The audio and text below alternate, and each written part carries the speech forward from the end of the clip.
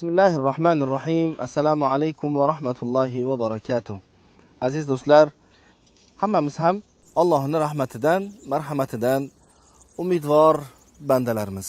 Allohning jannatini yo'lidagi yo'lchilar, Allohning rizosini qozonishlik maqsadida yo'lga chiqqan bandalarmiz. Bu yo'lchilik davomida uchraydigan ko'plab mashaqqatlarni yengillatadigan ba'zi bir qisqa yo'llarni ham Rasululloh sallallohu alayhi va sallam sizu bizlarga ma'lum qilgan ekanlar. Ya'ni nima demoqchimiz?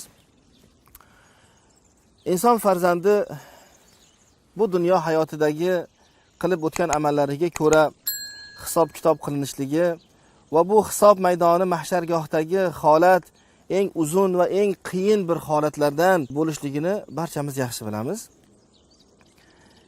Rasululloh sallallohu alayhi va sallam aytadilarki, meni ummatimdan 70 mingtasi jannatga mutlaqo hisobsiz kiradi deydilar. Tasavvur qiling.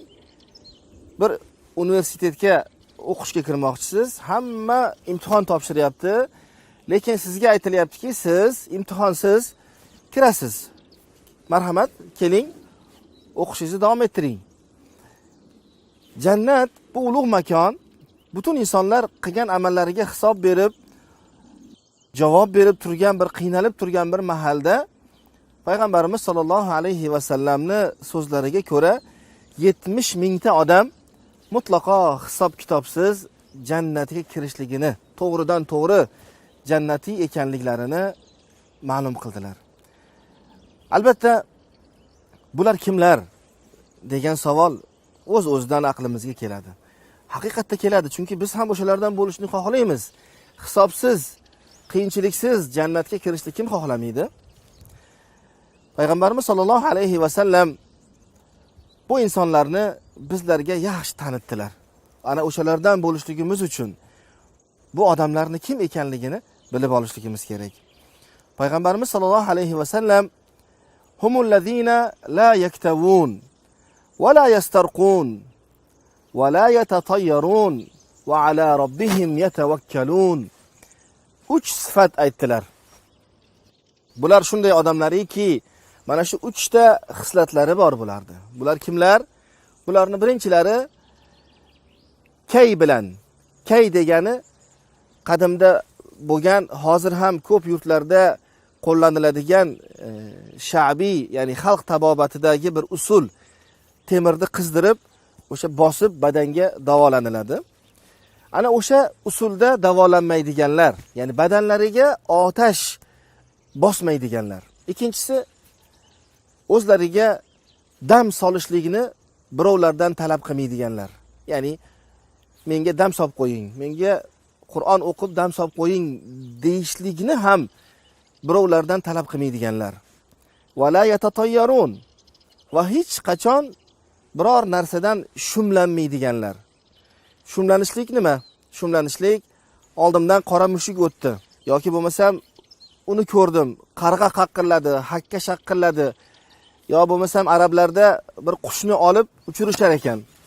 Shu qushni uchirgan mahali o'ng tarafga qarab uchib ketsa agar haligi qush, demak bu ishimiz yaxshi bo'ladi.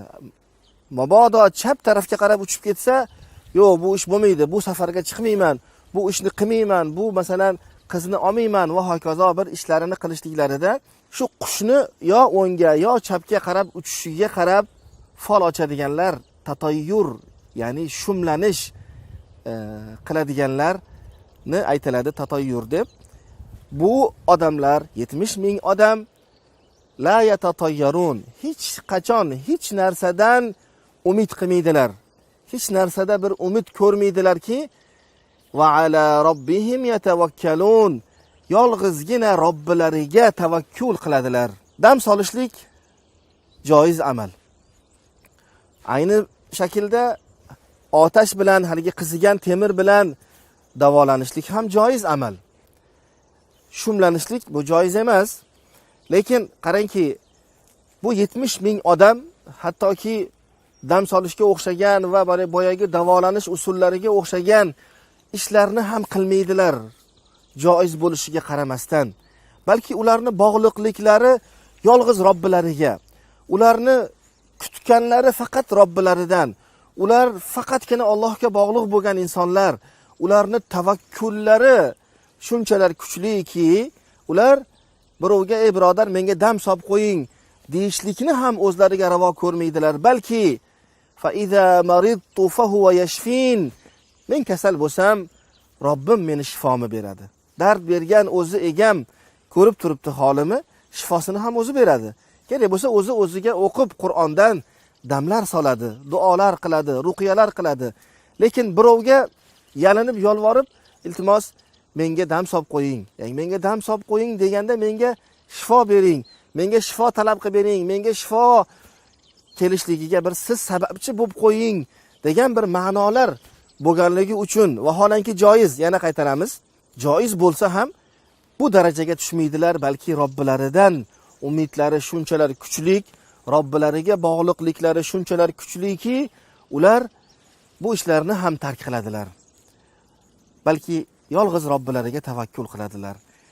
70 ming odam qalblaridagi tavhidlari, Robbilariga bo'lgan iymonlari shunchalar kuchliki, Alloh azza va jalla ularni imtihon qilib o'tirishligini ham lozim topmadi.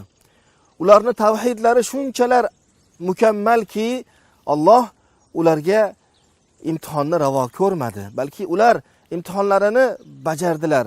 Imtihonlaridan allaqachon erta kunda ular o'tdilar dedi va ularni to'g'ridan to'g'ri jannatga kiruvchilardan qildi Allohim. Siz bizlarni ham Robbim ana o'shalarni safidan o'rin olishligimizni nasib aylasin.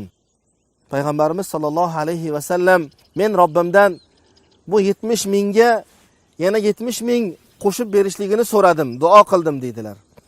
Shunda Alloh menga bu 70 mingni har bir mingiga yana 70 mingtadan qo'shib berishligini va'da qildi dedilar. Ya'ni bu 70 mingni har mingini 70 mingga ko'paytirganimizda bir necha millionlar bo'ladi, lekin insoniyat adadi soni qarshisida bu adad arzimagan bir juda ham kichkina bir adad bo'lib qoladi. Demak, tanlangan as-safva deyiladi, poklangan, Allohning eng xos ishongan, rozi bo'lgan bandalari jannatga behisob kirar ekanlar. Azizlar, behisob kirishliklarini yagona sababi mana bu holi hayotda, mana shu dunyoda yashayotganlarida Robbilariga bo'lgan iymonlarini shu darajada mukammallashtiradilarki, Alloh ularni imtihonsiz, hisob kitobsiz jannatga kiradiganlardan qiladi. Demak, bu jannatga olib boruvchi qisqa yo'l, jannatga olib boruvchi eng to'g'ri yo'l, jannatga olib kiruvchi eng tez yo'l. Alloh siz va bizlarni ham mana shularni safidan o'rin olishligimizni nasib aylasin.